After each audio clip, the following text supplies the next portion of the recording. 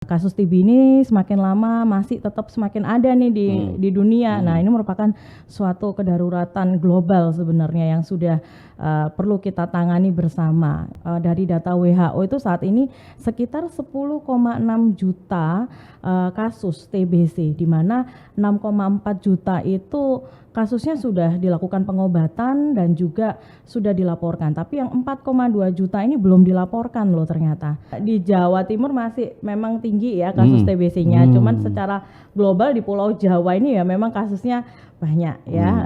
Apabila nutrisi yang kita makan tidak mencukupi, otomatis imunitas tubuh kita akan rendah. Nah, gampang banget kemasukan bakteri-bakteri atau infeksi ya. Tentunya kalau TB ini sangat cepat sekali kalau udah nutrisinya kurang. Dengan merokok otomatis akan mempengaruhi perubahan struktur dari epitel saluran pernapasannya, sehingga gampang banget mikroorganisme untuk tumbuh atau berkembang lebih jauh begitu.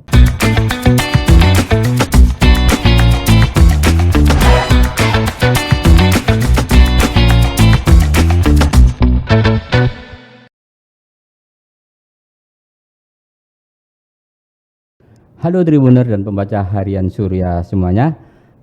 Berjumpa lagi dengan saya Wiwit Purwanto di podcast harian Bagi Surya Tribun Jatim Network. Hari ini saya kedatangan tamu, seorang dokter yang cantik, Dr. Sinta Karina Yuniati, spesialis paru.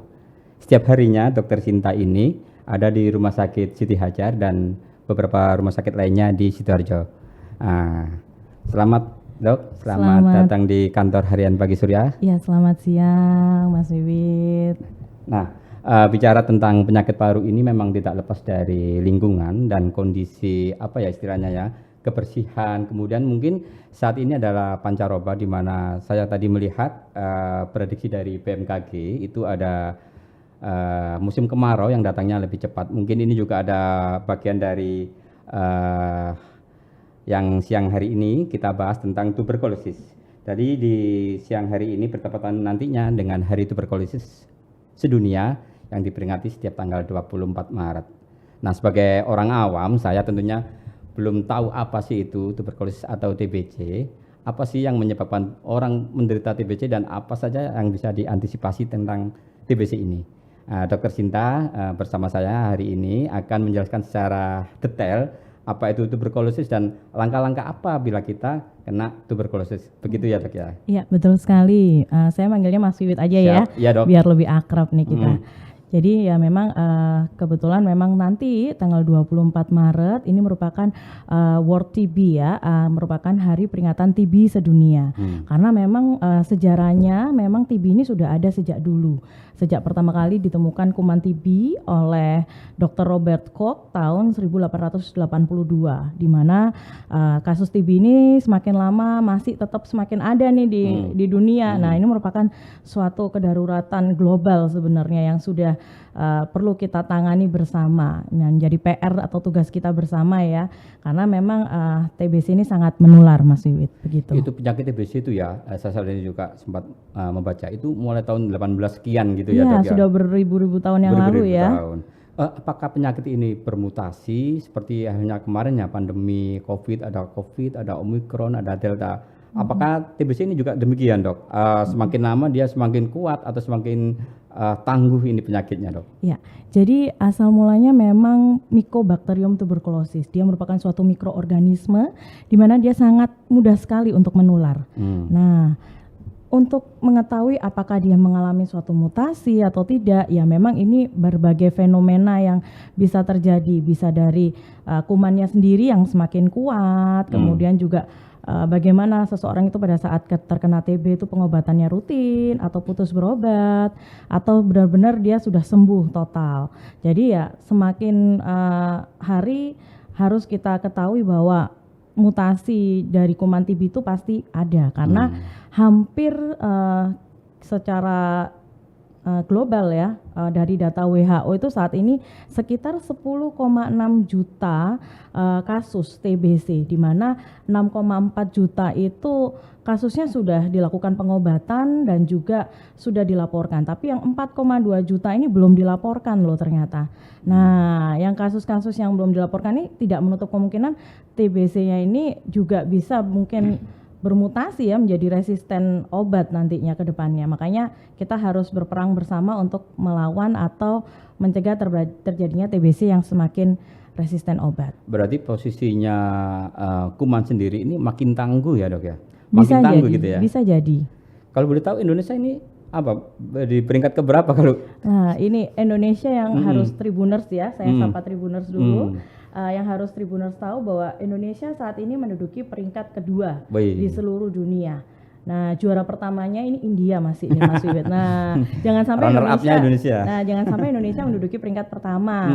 Karena ternyata Indonesia masih masuk ke dalam triple burden TB. Nah, jadi bukan cuma insiden TB yang biasa saja yang juara 2, ternyata untuk kasus TB yang resisten obat, kemudian kasus TB yang dengan koinfeksi HIV, ternyata Indonesia juga masuk dalam triple burden TB. Nah, makanya tugas kita bersama bukan hanya petugas kesehatan, dokter, pemerintah saja, tapi masyarakat semuanya yaitu Tribuners semua juga harus membantu kita. Yes. Gitu.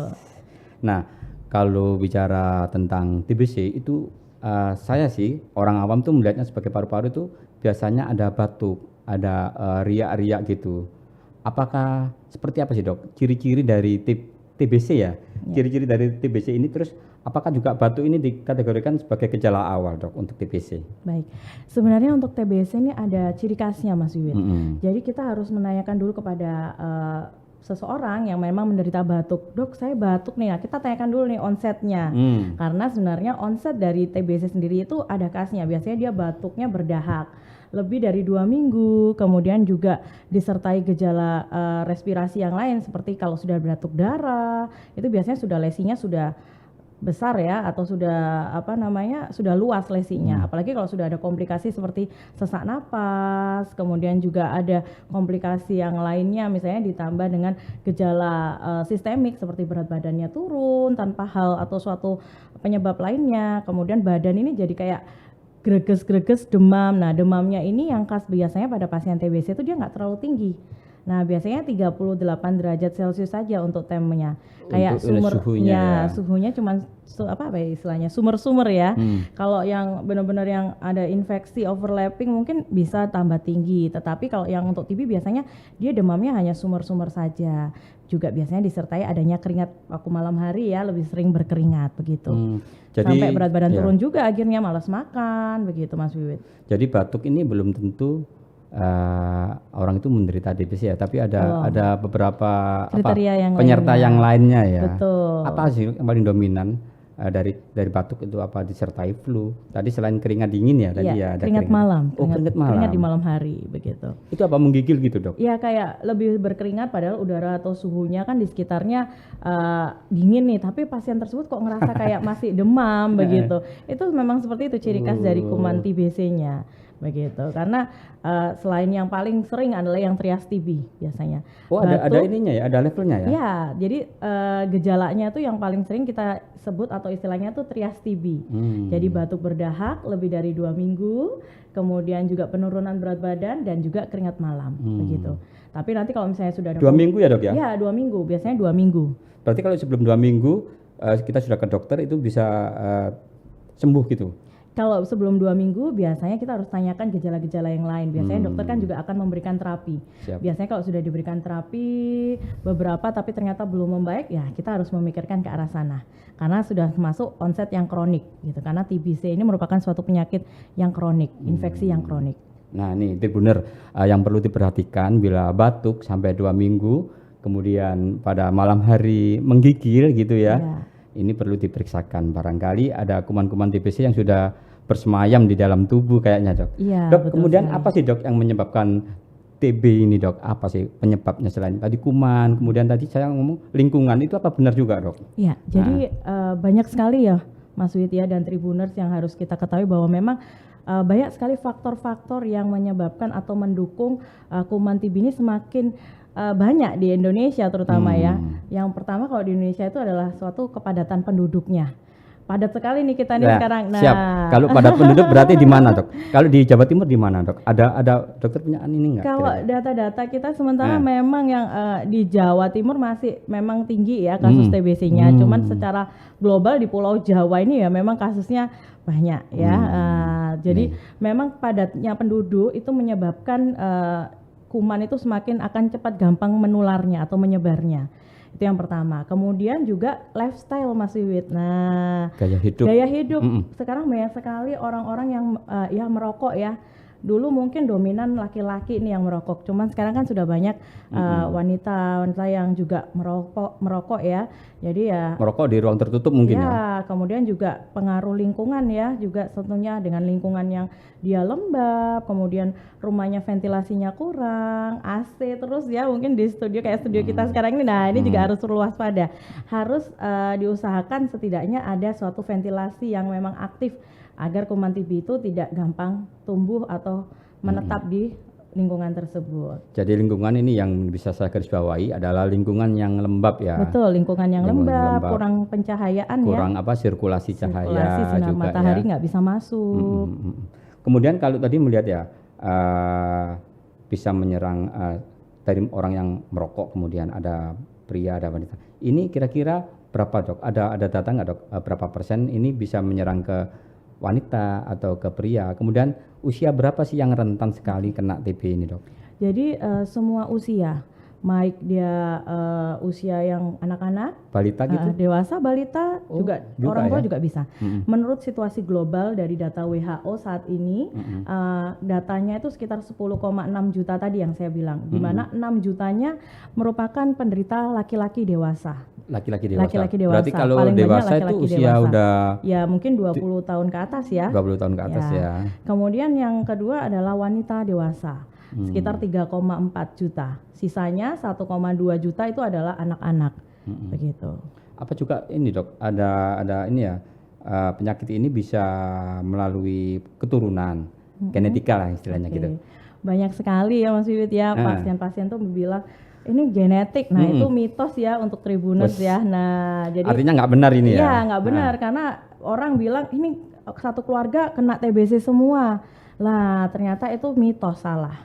Nah karena sebenarnya ya itu tadi, karena TBC ini merupakan suatu infeksi yang menular. Apabila di rumah tersebut ada kepadatan penduduk yang anggota keluarganya banyak ya gampang banget menular gitu.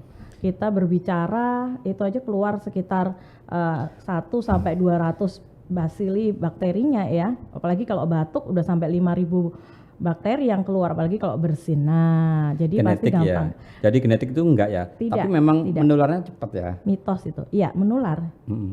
Dok, ini mungkin saya sedikit flashback ya dari pandemi kemarin ya, penyakit COVID ya. Iya. Ini apa sih dok? Ada kaitannya dengan juga TB dok? Karena mungkin saya sih melihatnya sih ada batuk, kemudian ada paru-paru. Setiap kali orang kena COVID itu juga dokter dari spesialis paru juga dilibatkan. Ya. Itu memang ada hubungannya enggak dok ya? Ya. Jadi saya coba menjawab, ini merupakan dua penyakit yang berbeda. Oh, dua penyakit yang berbeda ya. Jadi kalau COVID itu sendiri kemarin penyebabnya karena suatu viral atau virus. Nah kalau TBC merupakan penyebabnya bakteri Mas Wiwit. Nah onsetnya pun juga berbeda. Kalau COVID kemarin onsetnya akut Mas Wiwit. Jadi begitu dia terinfeksi, dia langsung bisa menimbulkan suatu gejala. Kalau TB ini dia memang gejalanya lebih kronik ya gitu. Kronik itu artinya dia lebih dari 2 minggu biasanya baru menimbulkan ada beberapa gejalanya. Kemudian juga demam. Biasanya kalau COVID itu demamnya sudah mulai agak tinggi ya. Nah kalau TBC dia biasanya demamnya ya di bawah 38 derajat Celcius untuk suhunya. Kemudian dari foto ronsen atau pemeriksaan radiologi biasanya sudah berbeda gambarannya. Untuk TB biasanya dia lebih khas infiltratnya atau fibroinfiltratnya di bagian apex atau bagian atas dari puncak parunya. Sepertinya banyak sekali ya turunan dari spesies paru ini ya. Ada tingkatan-tingkatan ya. Kalau dia melihat dokter yang jelaskan itu ada beberapa apex itu ya. Itu termasuk tingkatan dari penyakit paru ini dok ya. Dari penyakit yang istilahnya level yang terendah, kemudian yang ini stadium 1, 2, 3 gitu ya dok? Kalau dari TB sendiri tidak ada stadium-stadiumnya. Jadi kalau TB sendiri berdasarkan kriteria pembagiannya itu adalah TBC ini kasus yang baru, atau KTB ini kasus yang kambuh, atau dia putus berobat pada saat pengobatan TB. Kemudian juga kasus yang misalnya nantinya resisten obat seperti itu. Kemudian dok, tadi sempat disebutkan tentang lingkungan ya. Lingkungan ini juga menjadi pengaruh selain lifestyle. Kalau sudah kena di lingkungan, misalkan di wilayah A ini ya, beberapa warganya kena TB, itu apakah juga dilakukan semacam kebersihan lingkungan kayak penyemprotan kayak gitu? Apakah seperti itu juga dok? Kalau saya, setahu saya enggak ya, bukan penyemprotan, tapi mungkin ya pembuatan atau ventilasi yang memang yang bisa menjadi kunci. Karena kalau di bawah sinar matahari, kuman TB itu bisa mati gitu.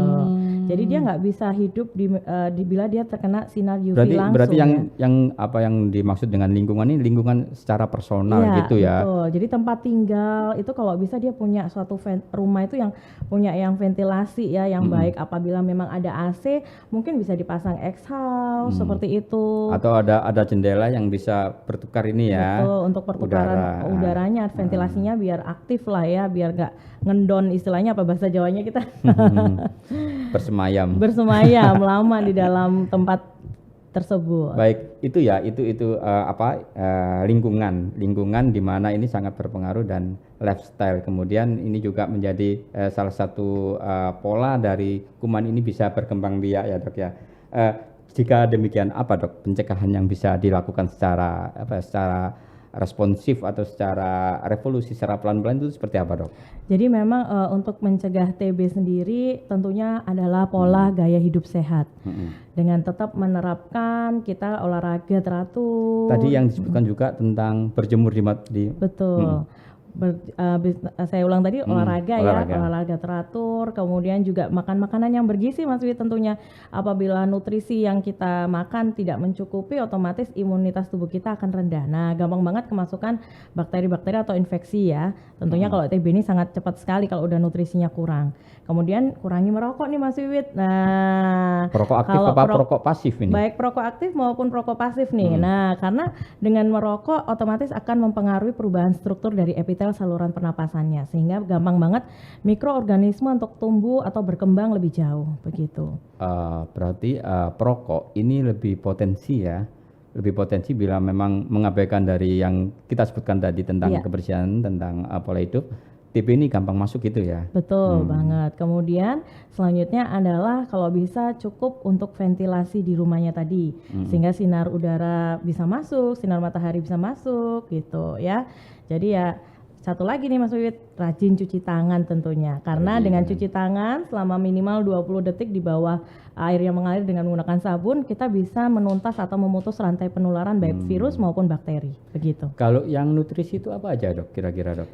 Kalau nutrisi kecukupan nutrisi ya. Harus seimbang ya, karena sekarang kan sudah ada, kalau dulu kita mungkin taunya kan gizi 4 sehat 5 sempurna ya. Sekarang ini sudah 13 malah katanya ya. Jadi 13 panduan gizi seimbang nih kalau dari gizinya ini mungkin. Jadi ya makanan-makanannya cukup lah, karbohidrat, protein, vitamin dan sebagainya. Oke, ada tadi tentang lingkungan, tentang lifestyle. TB ini juga sepertinya yang saya ketahui itu di dalam sebuah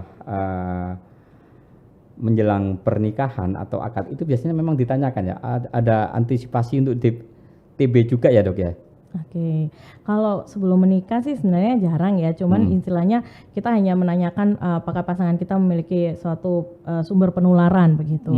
Nah, tapi kalau misalnya memang nantinya calonnya memang pasangannya dinyatakan TB sebelum hari menjelang pernikahan, biasanya kita sarankan adalah tetap dilakukan pemberian atau pendampingan pengobatan begitu. Karena setelah pengobatan minimal 2 minggu, insya Allah penularan itu sudah jauh lebih minimal Mas Wiwit. Pengobatan 2 minggu ya? Ya, pengobatan 2 minggu dari total minimal 6 bulan ya. Itu berapa persen dok? Misalkan orangnya dirawat dengan sudah didiagnosa kena TB, kemudian untuk perawatan itu sembuhnya itu sampai berapa persen dok? 90%? Hampir 90% bisa. Alhamdulillah gitu ya. Dengan pengobatan yang memang dia masih standar, yang tidak ada ini ya kekebalan obat ya, tidak ada resiko kekebalan obat. Biasanya kasus-kasus yang baru ya, yang belum pernah pengobatan sama sekali, kasus baru ya, untuk pengobatan insya Allah semuanya bisa sembuh total dengan minimal pengobatan 6 bulan begitu. 6 bulan itu rawat jalan ya? Rawat jalan ya. Betul. Dengan tetap memperhatikan pola-pola hidup tadi. Betul, itu ya. Pola hidupnya. Dok, kalau di Rumah Sakit Siti Hajar ya, tempat jenengan setiap hari ada di sana, itu seperti apa sih dok? Prosedur dari pemeriksaannya, kemudian jika orang ingin mengetahui kondisinya ini kena TB atau enggak, itu seperti apa dok? Sebelumnya kita mengetahui dulu ya, kita itu terjangkit TB itu seperti apa dok? Baik. Heeh. Tadi yang saya sudah jelaskan ya, jadi kita untuk mengetahui apakah kita TB ya dari trias TB itu yang Oh, paling gitu gampang ya. Mas Wid. Jadi dari gejalanya, baik gejala respirasi ataupun gejala sistemiknya. Nah, apabila di alur di RSI Siti Hajar sendiri, pasien-pasien yang memang memiliki gejala respirasi akan diarahkan ke poli paru. Nah, dari poli paru nanti akan dilakukan pemeriksaan oleh dokter di sana. Nah, kemudian dari dokternya akan melakukan pemeriksaan lanjutan Mas Wiwit. Biasanya akan diberikan pengantar untuk pemeriksaan tes cepat molekuler untuk spesimen dahaknya. Wes, ini agak berat kayaknya. Ya. Enggak juga nih. Tapi setiap selama pengalaman dok ya, mereka datang ke sana itu kondisi pasien itu dalam kondisi seperti apa sih dok? Sudah berat atau ternyata ini bukan TB bahkan gitu ya dok? Ada juga beragam. Jadi ada yang batuk-batuk udah lama. Nah ini kita masih istilahnya masih suspek istilahnya kita bahasa medisnya. Batuk? Ya batuknya udah 2 minggu nih.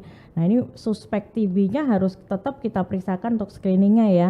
Paling enggak kita harus memeriksakan dahaknya, sputum dahaknya. Nah kalau dulu pewarnaan biasa atau pewarnaan sederhana ya, BTA, nah ini sekarang dari pemerintah kita sudah semuanya wajib melakukan tes cepat molekuler atau Gen Expert. Memang prosedurnya seperti itu ya? Iya, alurnya memang seperti itu. Tapi ada loh dok, apa istilahnya itu batuk menahun. Apa itu juga termasuk kategori dok? Nanti kan kita akan nilai dari beberapa kriteria yang lainnya. Gitu, dari foto ronsennya dan sebagainya. Kalau mungkin yang di garis bawahi ini batuk yang berdahak ya, atau batuk kering juga ada kemungkinan juga potensi. Kalau TB khasnya dia lebih batuk berdahak. Ini yang perlu diwaspadai, batuk berdahak ini ya. Apalagi kalau sudah sampai keluar batuk darah ya, begitu. Jadi yang saya ulang tadi, kalau di Siti Hajar nanti bisa selanjutnya pemeriksaan dahak TCM biasanya. Nah TCM ini sendiri atau tes cepat molekuler ini kita memang sudah bekerja sama dengan dinas kesehatan setempat. Biasanya akan dilakukan pemeriksaan di rumah sakit rujukan ya, istilahnya rumah sakit pemerintah. Karena alatnya ini sementara memang hanya ada di rumah sakit tertentu. Biasanya rumah sakit pemerintah. Di Sidoarjo ada ya? Ada, di Sidoarjo ada. Ya? RSUD Sidoarjo, puskesmas beberapa juga sudah ada. Ya, tergantung nanti rujukan laboratoriumnya yang mana. Kalau tes cepat molekuler. Yes, tes cepat molekuler. Karena dari situ nanti kita bisa mengetahui ada satu kuman saja akan terdeteksi Mas Wiwit. Nah, karena dia mesinnya sudah canggih nih. Nah, begitu. Makanya digalakkan setiap pasien-pasien yang memang disuspek TB dilakukan tes cepat molekuler ini. Kalau misalkan kita istilahnya kita batuk kemudian dok saya mau minta TCM aja gitu boleh dok ya? Nanti kan dari dokternya yang akan melakukan kriteria. Gitu. Apakah disuspek TB apa tidak begitu. Jadi setelah prosedurnya kita diarahkan untuk tes cepat molekuler itu berapa lama dok untuk mengetahui? Oke, biasanya kalau memang tes cepat molekuler itu sebenarnya cepat Mas Wiwit. Nah, pada saat dahaknya diambil, dikirimkan, mungkin akan diproses lebih lanjut. Nah itu jadinya di mesin TCM sendiri biasanya 2 jam itu sudah jadi. Cuman kan karena kita alurnya memang harus melakukan pengiriman ke laboratorium yang memang rujukan dari Dinkes, jadi mungkin ya hasilnya baru bisa kita terima besoknya 1 hari 2 hari lah paling lama ya biasanya begitu. Setelah itu diketahui ini ada kuman, ternyata ada kuman kuman TB ya. Ini. Terus lalu apa? Mereka disarankan untuk rawat inap atau rawat jalan atau hanya nanti diberi obat dulu lah, ini barangkali dilihat dulu gitu. Jadi kalau pasien memang sudah membawa hasil tes cepat molekuler, biasanya juga kita akan melakukan pemeriksaan tambahan lainnya nih Mas Wiwit. Biasanya pasti akan dilakukan pemeriksaan radiologis. Nah, foto ronsen Mas Wiwit. Berarti masih banyak ya ini ya. Foto ronsen torak itu sangat penting sekali. Nah, karena hasil TCM itu hasilnya macam-macam. Bukan hanya positif saja, nanti Mycobacterium tuberculosisnya nanti bisa negatif, bisa positif. Nah, kalau positif pun nanti kita harus melihat nih Mas Wiwit. Kalau positifnya ini masih resisten, sensitif nggak obat-obatan yang standar. Salah satunya rifampicin resisten atau rifampicin sensitif yang ada di dalam mesin TCM-nya. Jadi belum tentu ya, meskipun positif ya, belum tentu TB ya? Kalau positif sudah pasti TB.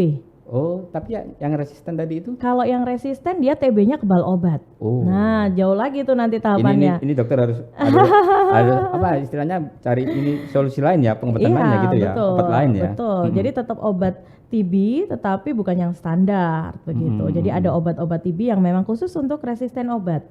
Yang sudah kebal obat tentunya ya. Betul. Nah, dari situ dok, pasien ini kemudian apa dok? Dia harus rawat inap atau kalau mencegah penularan ya tentunya ya. Ya, intinya pada pasien-pasien kalau kondisinya masih bagus, masih stabil, bisa dilakukan pemberian obatnya secara poli atau rawat jalan. Tapi bagi pasien-pasien yang memang kondisinya lemas, dia makan minumnya juga sudah berkurang jauh ya, kondisinya tidak memungkinkan untuk aktivitas sehari-hari ya, kita sarankan untuk dilakukan perawatan di rumah sakit. Begitu. Kalau di Rumah Sakit Siti Hajar ada ruangan khusus gitu dok ya? Ada. Untuk TB ya? Ada. Karena mencegah penularan tentunya ya? Betul. Di Rumah Sakit Siti Hajar sendiri kita sudah memiliki ruangan airborne infection Mas Wiwit. Jadi nanti bila pasien-pasien memang dicurigai saja kita sudah pindahkan ke ruangan airborne infection. Itu ruangan rumah sakit yang baru itu dok, yang 7 lantai kan? Ada sendiri ruangannya airborne infectionnya. Jadi memang khusus untuk mereka yang apa ya, penyakit infeksi ya istilahnya? Ya, di ruangan isolasi yang memang untuk tidak mencegah ke penularan ke pasien-pasien yang lainnya tentunya ya, begitu. Karena memang standar dari rumah sakit harus memiliki ruang isolasi begitu.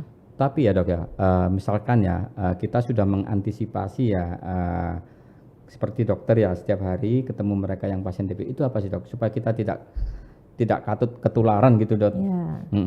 Jadi sebenarnya pada saat kita itu pasien TB yang aktif ya, itu pada saat mereka melakukan aktivitas atau apa, itu orang tuh takut kan ketularan dan sebagainya. Nah, sebenarnya memang akan terjadi itu 3 hal nih Mas Wiwit. Pada saat pasien ini yang TB aktif ini, dia ada satu, dia batuk misalnya, nah terus mengenai orang lain. Nah, ini ada 3 kemungkinan yang orang lain itu tersebut yang bisa terdampak. Yang pertama, kuman TB ini hanya lewat aja nih, karena kalah dengan pertahanan mekanisme tubuh kita. Nah, jadi dia nggak jadi sakit nih, cuman ya udah lewat aja karena daya tahan antibodinya bagus nih. Kita ya, kalau tubuh kita sehat, kalau tubuh kita sehat, itu potensi ketularan juga kecil sekali nutrisinya juga bagus, resiko penularannya minimal banget ya. Jadi kita kebal, nggak gampang sakit lah, istilahnya tidak terinfeksi. Nah, yang kedua adalah kondisi kita sudah terinfeksi, tetapi daya tahan tubuh kita ini bagus, akhirnya kuman TB ini kayak dikurung gitu. Nah, jadi dia cuma tidur aja di tubuh kita, namanya istilahnya TB-nya laten. Nah, jadi dia pada saat nanti tubuh kita drop atau imunitas tubuh kita turun, dia bangkit nih, bangun dari tidurnya, akhirnya jadi disease atau sakit. Tetapi yang ketiga, ya bila tubuh kita ini memang kekurangan nutrisi, kemudian juga memang ada komorbid lah ya, salah satunya diabetes atau mungkin HIV, ya langsung menjadi suatu disease atau penyakit TB sendiri. Nah, ini juga penting ya Tribuners dan pembaca harian Surya, menjaga kondisi tubuh kita sendiri ya. Betul. Jadi istilahnya jangan sampai kita itu drop, karena kalau drop sementara ada kuman TB yang sudah masuk, nanti bisa muncul juga kan gitu ya. Betul banget. Terutama nanti yang bisa saya garis bawahi adalah tentang lingkungan kita, pemukiman, kemudian sirkulasi udara di rumah, kemudian juga gaya hidup. Dok, tadi disebutkan juga perokok ya, ini juga menarik sekali dibahas. Mungkin boleh cerita sedikit dok tentang perokok aktif dan pasif, karena memang ada ya ketika kita naik angkot gitu ya, ada orang rokokan gitu, itu lebih berbahaya nggak dok ya kira-kira dok ya daripada Ya, jadi memang dua-duanya harus saya bilang, dia mau perokok aktif atau perokok pasif itu memang sama-sama potensi untuk terjadinya kerusakan di epitel saluran pernapasannya, sehingga nanti bisa berkembang malah dia membangkitkan suatu hal-hal yang karsinogenik dan sebagainya ya. Jadi memang efek dari rokok ini luas sekali Mas Wiwit ya. Jadi juga bukan cuma suatu infeksi saja, bisa sampai menyebabkan sel-sel itu bermutasi, akhirnya membangkitkan radikal-radikal bebas yang ada di tubuh kita, akhirnya jadi suatu penyakit, baik mungkin infeksi atau mungkin suatu penyakit salah satunya karsinogenik begitu. Nah, Tribuners dan pembaca harian Surya, cukup jelas sekali apa yang diungkapkan oleh Dokter Sinta ini terkait dengan penyakit TB yang memang penyakit ini memang menular, tapi kalau kondisi tubuh kita itu kuat, daya tahan tubuh kita itu kuat, penyakit ini akan lewat aja. Begitu ya dok ya? Betul. Itu penting sekali menjaga kesehatan, lingkungan, kemudian pola hidup.